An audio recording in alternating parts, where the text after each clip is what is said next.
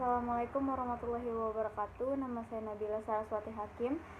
Dari 12 MIPA 3 absen 22, saya akan melakukan ujian praktek ekonomi, yaitu menjelaskan bab tentang penyusunan siklus akuntansi pada perusahaan dagang.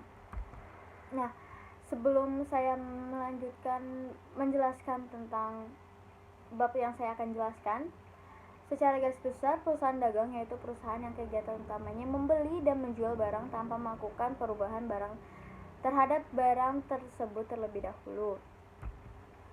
Nah, saya akan menjelaskan tentang tahapan pencatatan akuntansi pada perusahaan dagang.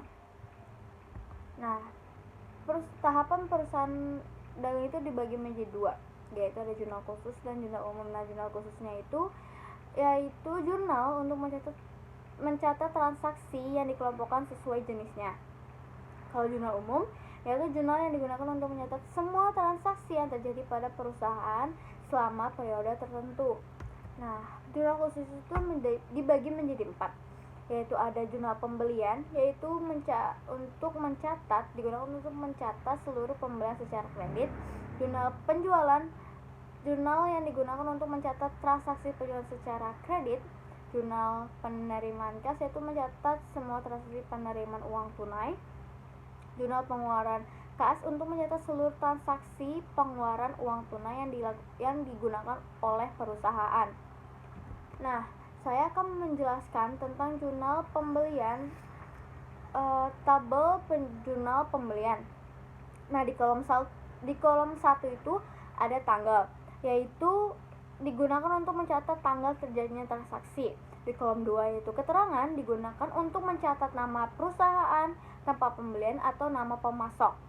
Di kolom ketiga ada syarat pembayaran, yaitu digunakan untuk mencatat syarat pembayaran yang disepakati antara penjual dan pembeli.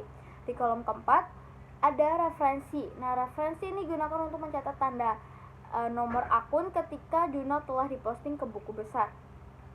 Nah, di situ ada kolom debit dan kredit. Nah, debit itu dibagi menjadi 5, yaitu pembelian. Nah, pembelian ini digunakan untuk mencatat harga pokok pembelian barang dagangan, yaitu kolom kelima. Nah, yang keenam itu kolom keenam itu perlengkapan. Nah, perlengkapan ini digunakan untuk mencatat pembelian perlengkapan atau transaksi lain yang sering terjadi. Nah, di kolom serba-serbi itu dibagi menjadi 3, yaitu ada kolom referensi, itu digunakan untuk mencatat nomor akun. Keterangan di kolom 8 itu mencatat nama akun atau keterangan yang ada pada kolom serba-serbi.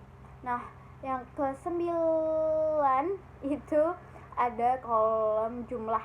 Nah, kolom jumlah ini digunakan untuk mencatat harga pembelian barang yang akunnya dicatat oleh kolom nomor 7, yaitu referensi. Nah, di sini ada kolom kredit, yaitu utang dagang, yaitu kolom ke-10. Nah, kolom ke-10 itu digunakan untuk mencatat jumlah utang dagang dari pembelian dari debit tersebut. Selanjutnya, saya akan memberi contoh soal jurnal pembelian, yaitu ada 6 transaksi. Nah, di sini saya sudah membuat jurnal pembeliannya, yaitu perusahaan dagang Nurani, jurnal pembelian per Maret 1991. Nah, saya langsung masukkan saja, yaitu di tanggal 2 ada PT Agung, syarat pembayaran 2/10, N per 30, yaitu 750.000 di pembelian dan utang kreditnya 750.000. Di tanggal 12 yaitu ada PD Rinjani, tanggal 2 syarat pembayaran 2/10, N per 60, yaitu di debitnya 1.500.000, tentunya di utang dagangnya 1.500.000. Nah, yang ketiga ada tanggal 15 Toko Muria 1/10, syarat pembayaran 1/10, N per 30.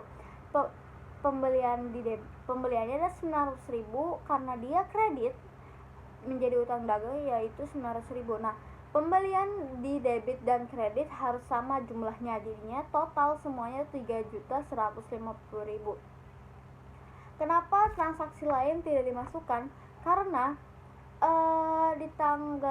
contohnya di tanggal 9 Maret dibeli secara kredit dari toko Merapi, perlengkapan toko seharga 125.000. Kenapa tidak dimasukkan? Karena dia tidak adanya syarat pembayarannya. Dan juga di tanggal 18 Maret. Nih, 18 Maret dibeli secara kredit dari toko Bromo perlengkapan toko seharga 250.000. Nah, ini tidak dimasukkan jurnal pembelian karena dia tidak adanya syarat pembeliannya. Nah, cukup sekian dari penjelasan dari saya, kurang lebihnya mohon maaf. Wassalamualaikum warahmatullahi wabarakatuh.